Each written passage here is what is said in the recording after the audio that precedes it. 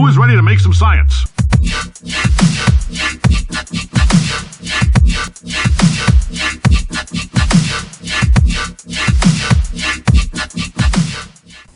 Hey everybody, it's me, DeoGenZ, welcoming you to another edition of OP Pokemon Trainer Strategy. Today, we're going to be talking about the Alola Ninetales and how you can use special defense and considerable speed for the 7th gen to your advantage.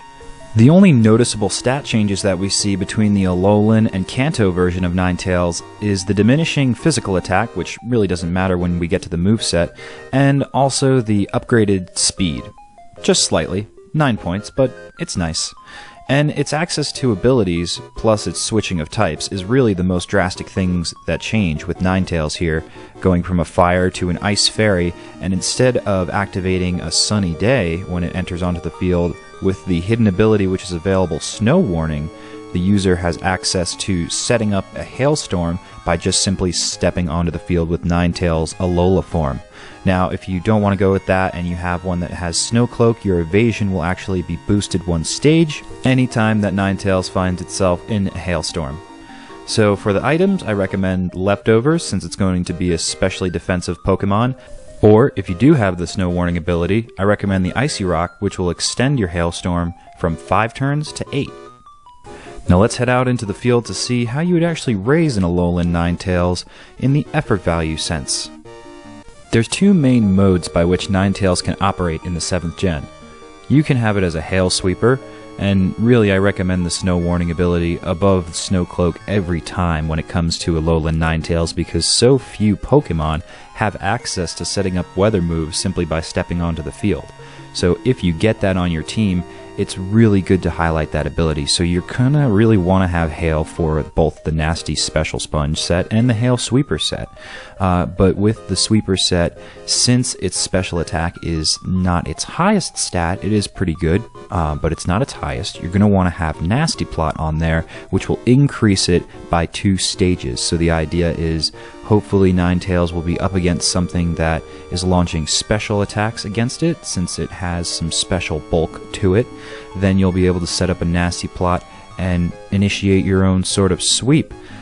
The good thing about the Hail Sweeper is that it's got effort values already fully invested to the max in special attack. So considering that you might not necessarily need Nasty Plot in place, you could put Hidden Power Fire, for example, which is HP Fire in the optional section there, for some good surprises against your opponent, but it's up to you. In the Nasty Special Sponge set, however, I do recommend having a boost, since you're going to not really be focusing on your speed effort values here. You're going to be splitting them down the middle, giving 126 to special defense, 126 to speed, kind of taking advantage of the 2 main attributes by which Ninetales' Alola form has, special defense and speed.